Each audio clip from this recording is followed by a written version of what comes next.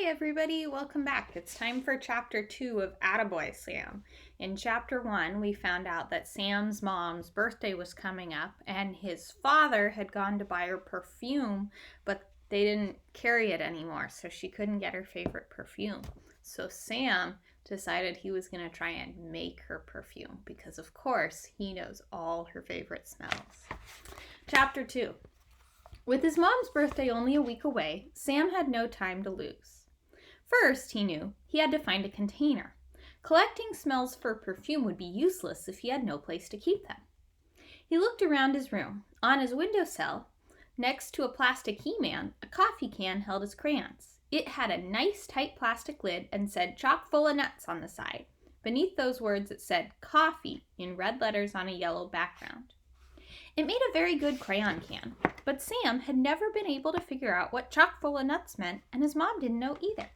They had discussed it several times and finally decided that maybe the can had started out as a can for peanuts or cashews, but later the people at the factory changed their minds. So they added the word coffee in red letters, but they forgot to erase the stuff about nuts. The can was just the right size for mixing perfume, and he could dump out the crayons, he knew. But Sam didn't really want his mom's birthday perfume to end up in a can that said chock full of nuts on the side. He decided to check out his sister's room. "Anastasia?" he called, standing at the foot of her stairs. Anastasia's bedroom was on the 3rd floor, in a sort of tower that stuck out on the side of their big old house. Sam thought that his sister was very lucky to have a tower room, and sometimes he sort of wished that he could live in a tower too. But not really, because it might be scary at night. "What?" she called back. "Can I come up? May I come up?" His sister was awfully fussy about people coming into her room without permission. Sam could understand why. When he was younger, and therefore dumber, and therefore naughtier, he had occasionally messed up her stuff when she wasn't home. Like he had dumped her goldfish down the toilet, and he had spilled a glass of grape juice on her desk over her homework, and he had tasted all her magic markers and left the caps off. Once, when she had a cage full of gerbils, he had... Well, Sam didn't like to think about stuff like that. Now that he was older and wiser, he always asked permission to enter Anastasia's room. "Sure," she called back, so Sam climbed the stairs. "What are you up to?" Anastasia asked. She was seated at her desk writing in her journal. It was a green notebook and very private, Sam knew. No one in the family was allowed to read Anastasia's journal. She had told them all that it was booby-trapped and that there were invisible hairs across the pages so that no one would know if it were ever opened by someone else. Maybe there was even a bomb attached to it, Sam thought. He would never ever look in Anastasia's private notebook. "I'm not up to anything," Sam said. "How's Frank?" Anastasia glanced over at the goldfish bowl where Frank swam slowly around in circles. His full name was Frank II. Frank I was the one that Sam had flushed down the toilet. "He's okay, I guess," Anastasia said. "He ate a pretty good breakfast this morning." Sam watched Frank for a moment. "He's kind of boring," he said. "All he does is swim and eat, and sometimes he moves his lips like he's kissing." Anastasia nodded. "Goldfish are quite boring," she whispered. "I wouldn't say that real loud, because I don't want to hurt Frank's feelings." Sam sighed. "I wish we could have an interesting pet," he said. "Shh," Anastasia gestured toward Frank. She held her finger to her lips to indicate Sam that he should whisper so Frank wouldn't overhear. "I wish we could have an interesting pet," Sam whispered. "The she-hens are giving their kittens away. Free food, too," Anastasia told him. "But you know what the problem is." "Dad." Sam frowned. "Dad's allergic," he said. "Well, he says he is. Mom thinks he's just imagining it. But years ago, before you were born, I had a cat, and Dad had a sneezing attack, so we had to give it away." "Poor you," Sam said sadly.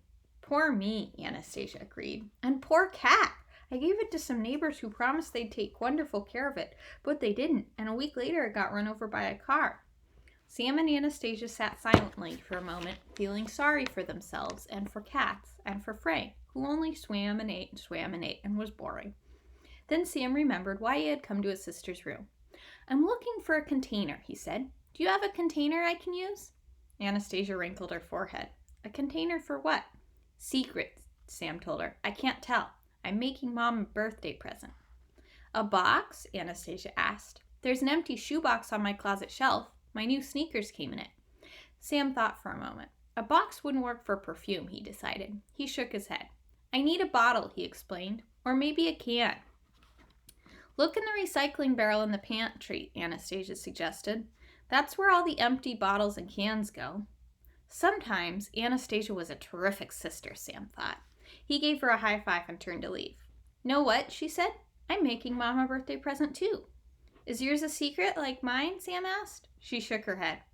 No, not really, she said. It's stupid though. I'm writing her a poem. Why is it stupid? Sam asked. I like poems. My favorite is, I'm Popeye the Sailor Man, I live in a garbage can. Anastasia interrupted him. It's stupid because I'm not a good writer, she said with a sigh. Listen to this, Sam, and tell me what you think. She took a piece of paper from under her journal and read, I'm glad that you've become 38 and that your name is Catherine, not Kate, and that Myron Krupnick is your date.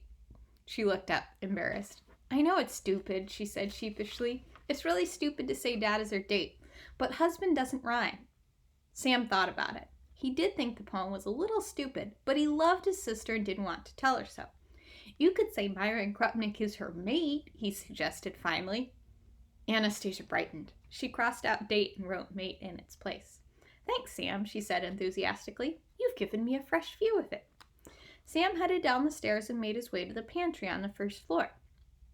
Anastasia had been correct. The plastic trash barrel in the corner of the pantry was filled with empty cans and bottles. Sam peered down the hall to make certain that his parents weren't nearby and wouldn't appear suddenly to ask him what he was doing. But he could hear the announcer's voice from the football game on the living room TV, so he knew his dad would be lying on the couch calling out, All right, go for it! He could hear his mother's footsteps in her studio. Today was Saturday, and usually she didn't work on Saturdays. But he knew that she was hurrying to finish a book about snails in a garden, and that she only had the most boring part, the cabbages, left to do. He figured she was in there doing cabbages.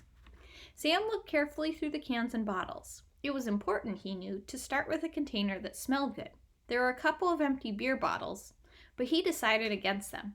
If he were making a perfume for his dad, a beer bottle would be a good container, but his mom, he knew, didn't much like the smell of beer. He thought long and hard about a peanut butter jar that still had a thick rim of peanut butter inside it. His mom did like peanut butter, Sam knew, but he decided against the Jif jar. He was afraid it wouldn't be large enough. Finally, he settled on a huge empty bottle that had held grape juice and still had some pretty good purple at the bottom. Quietly, so that no one would hear him go by in the hall, Sam carried the grape juice bottle to his room and hid it in his toy box. In his mind, Sam renamed his toy box. He would call it the lab. A lab, Sam knew, was a place where scientists invented important stuff. Next, he crept down the stairs again and into his father's study. He stood very still near his father's desk and listened. From the living room, he heard the TV roar of cheering crowds and the announcer's voice saying something about a field goal. From the studio, he could hear music start. He knew that his mom had turned on her little radio. She was definitely, Sam decided, working on cabbages. Sam climbed into his father's chair, the same chair where he had knelt to do his typing just that morning, and leaned across the desk to inspect his father's collection of pipes. He sniffed. The smell of pipe, the same smell that his mother said she loved, was very strong.